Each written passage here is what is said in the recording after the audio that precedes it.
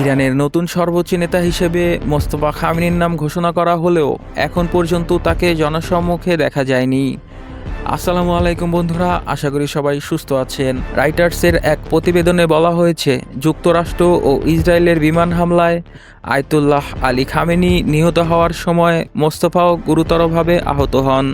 ধারণা করা হচ্ছে ওই হামলায় তার মুখমণ্ডল বিকৃত হয়ে গেছে এবং পায়েও বড় ধরনের আঘাত লেগেছে।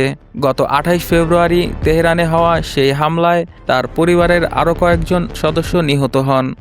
56 বছর বয়সী এই নেতা আহত অবস্থা থেকে সেরে উঠলেও 8 মার্চের পর থেকে এখন পর্যন্ত তাকে জনসম্মুখে দেখা যায়নি। এতে তার শারীরিক সক্ষমতা নিয়ে নানা প্রশ্ন উঠেছে।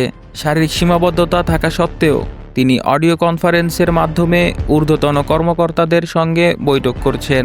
সূত্র জানিয়েছে, তিনি মানসিকভাবে সম্পূর্ণ সচেতন আছেন এবং রাষ্ট্রের নীতি নির্ধারণী বিষয়ে সিদ্ধান্ত নিচ্ছেন।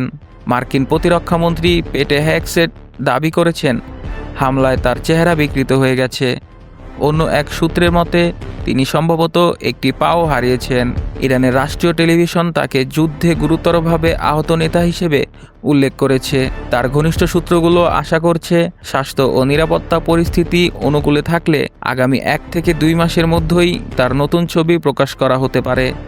আজকের মতো বিদায়, আবার নতুন ভিডিও নিয়ে দেখা হবে। এমন আরও গুরুত্বপূর্ণ আন্তর্জাতিক আপডেট সবার আগে জানতে আমাদের সঙ্গেই থাকুন। সবাই ভালো থাকুন, সুস্থ থাকুন এবং বাংলাদেশকে ভালোবাসুন। আমাদের চ্যানেলটি সাবস্ক্রাইব করুন। ধন্যবাদ।